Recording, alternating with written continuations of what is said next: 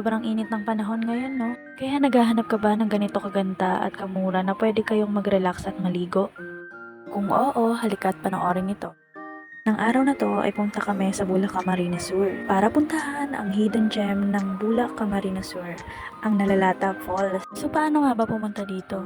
Syempre madali lang. So if you are here living in Camarines Sur, Naga City, take a bus from CBD Terminal papuntang Bulak Camarines Sur. Nasa 40 to 50 minutes ang biyahe and 35 each ang fare sa bus.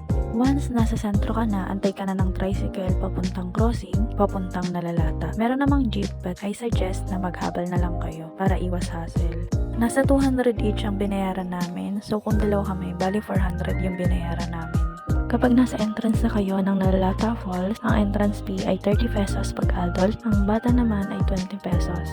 Sa cottage rental naman ay 200 pesos and if may sasakyan kayo, 10 pesos para sa parking fee. From entrance, 10 to 15 minutes walk bago kayo makarating sa mismong falls. Worth it naman yung pagod once narating nyo na yung falls dahil sobrang ganda nga nito. Pero mag-ingat lang kayo at bantayan ang mga bata kung may kasama man dahil may mga part na malalalim and yung mga bato is matataas. And take note sa mga pupunta, always practice the clean as you go and leave no trace principle sa pagpunta niyan sa falls para mapanatili ang kagandahan nito. Yun lang, enjoy!